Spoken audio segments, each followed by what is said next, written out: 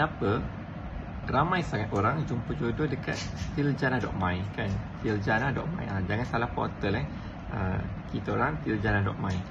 So kenapa kan, kenapa? Dan sebab kita tengok ramai kita orang bukan nak sembang tentang nak sebut 100,000 ke 10,000 ke berapa ribu ke kan. Tapi kalau tengok dekat website kita orang dah sharekan sangat banyak testimoni, ada tarikh, ada nama penuh, ada gambar. So banyak kisah-kisah cinta orang yang dah berjaya bertemu jodoh dekat Tiljana. Ada juga video kita orang buat, banyak. So kami bukan hanya sekadar darat kata ramai kan, tapi kami dah paparkan sekali bukti-bukti yang sangat banyak. So kenapa kan? Kenapa ramai dah jumpa jodoh kat Tiljana? Dia mesti ada reason lah kan. Tapi persoalannya, penting ke sangat kita nak tahu kenapa ramai jumpa jodoh kat Tiljana ni? Adakah dengan tahu kenapa baru anda nak join, ataupun adakah dah tahu kenapa nanti pun anda tak join lagi? Okay. So sebenarnya kan, bila orang bertemu jodoh ni dia ada banyak faktor lah kan. Dia ada banyak faktor.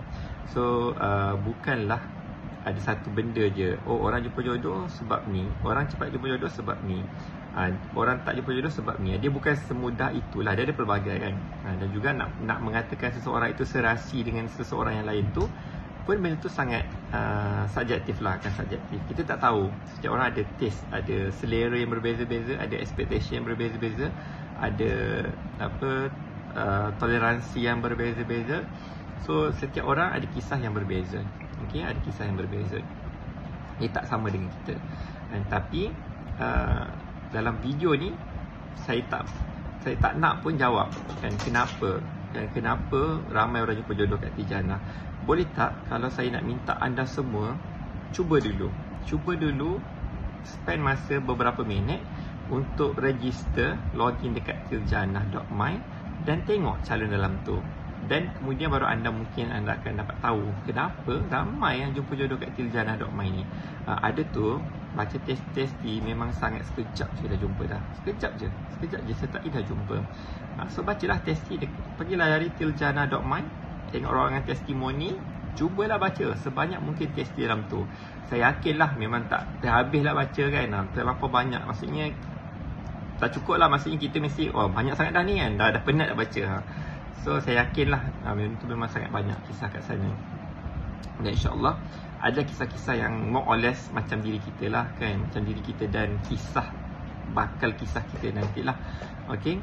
So saya harap anda boleh cuba register dulu kan. Register percuma je, dan anda dapat tengok semua profil dalam tu yang berlawanan jantina. Kalau anda dah sertai dan anda dah tengok, kalau rasa okey, baru anda upgrade kode premium. Yang itu baru kena bayar untuk start bermesej. Dan kami juga ada money back guarantee dengan syarat-syarat tertentulah. Anda boleh tengok dulu dan anda boleh decide.